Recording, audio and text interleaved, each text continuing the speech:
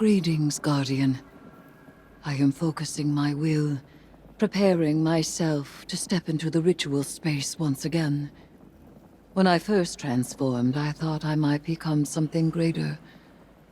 Instead, my doubts fell away and I found myself simplified, refined.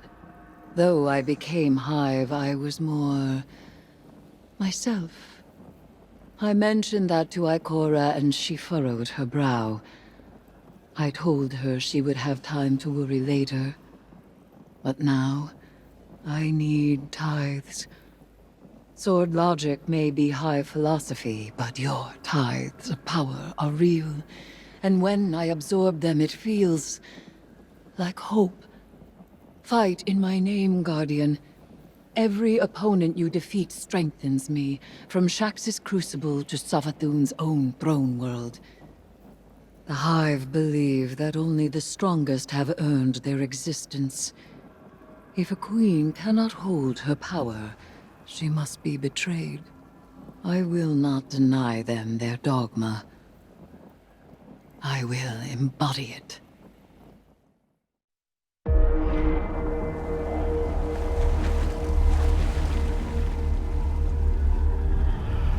The sword logic. The impetus of the Hive.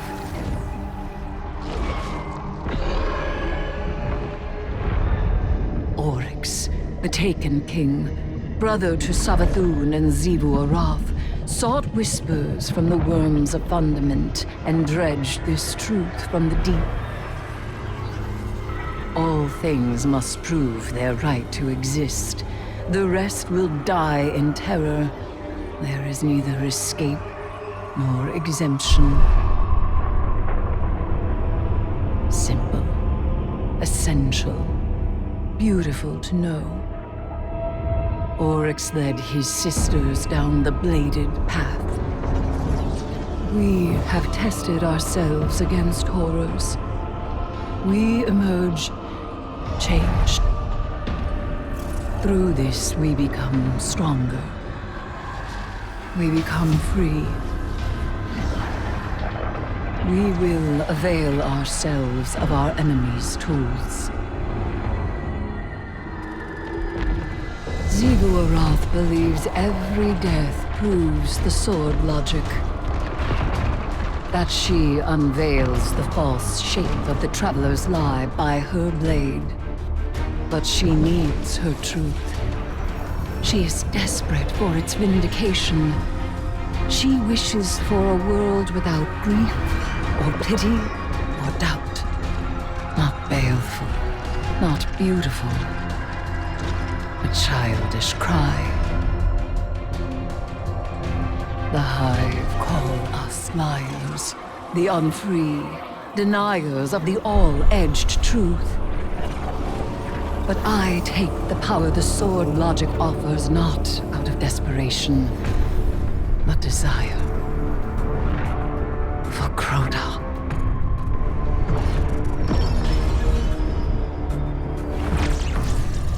Oryx.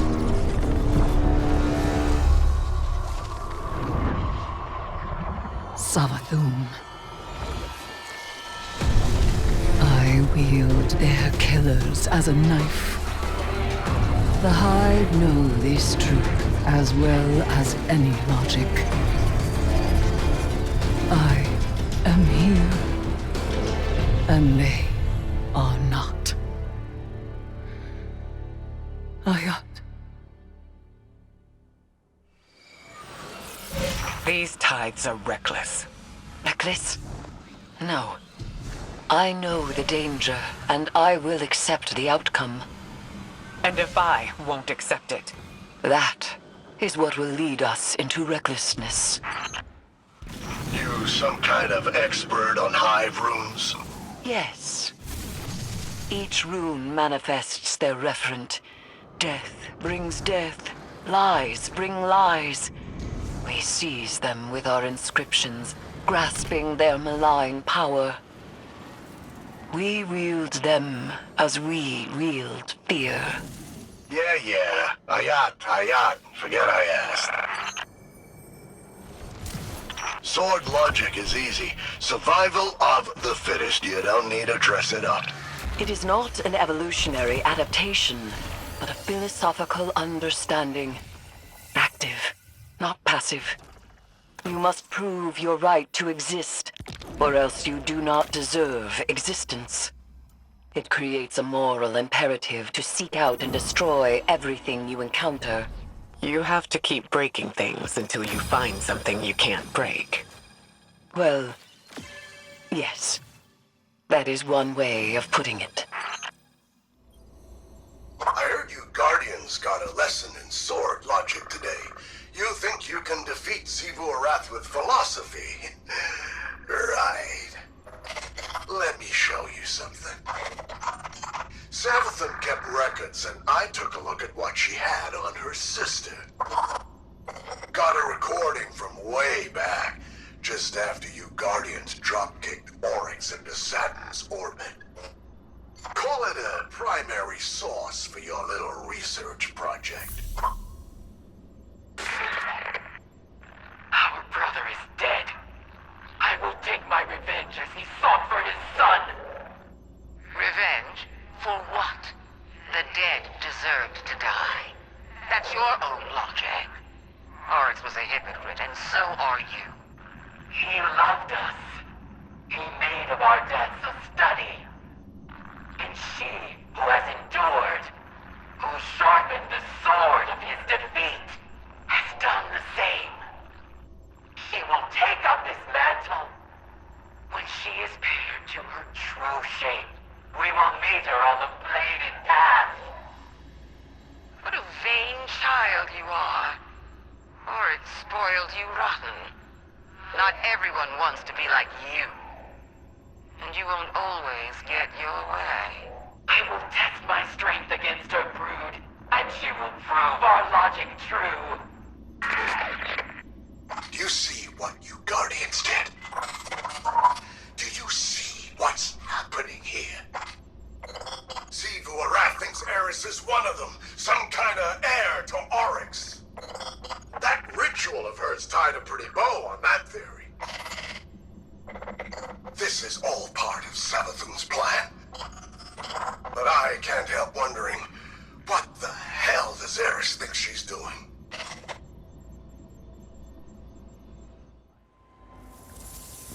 Hey, Eris. Heard we have some, strange bedfellows. Though, if a bedfellow ain't strange, then they're probably not worth having. So it seems. Have you come to urge caution? To advise against temptation? Nah. You know what you're about. But I'm wondering, what's it like? It begins as a feral surmise. A suspicion. I hear whispers, but they are in my voice. It rises until I am screaming. I make a demand. An atavistic fear now sublimated into a singular, desperate urge. A hunger I must endlessly sate. But the Hive are not afraid. They are awestruck. They know that I am vengeance, and they have conjured me back with vengeance.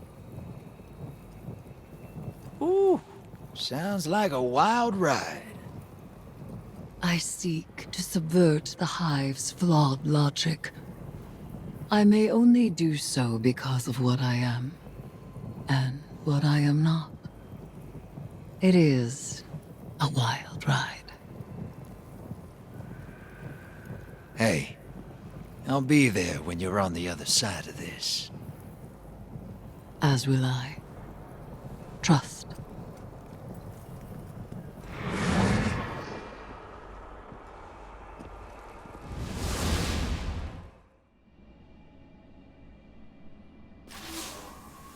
Surprise, sunshine. Thought I'd hack this old holotech and say hello. I don't like this whole let's work together plan. but I don't have to. I've got my orders. Let me play something for you.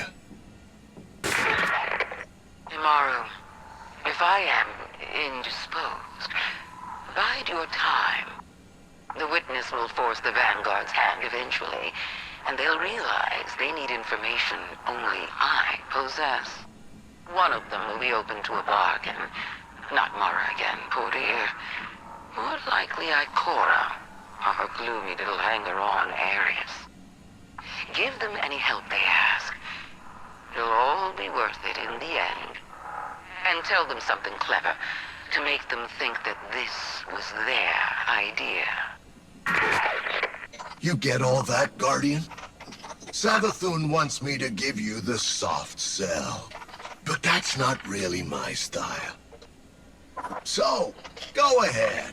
Bust up the throne world. Get as strong as you like. Tithe to Eris until she's fat as a tick. It's all part of Savathun's plan. Oh, you need any help digging your own grave? Just let me know.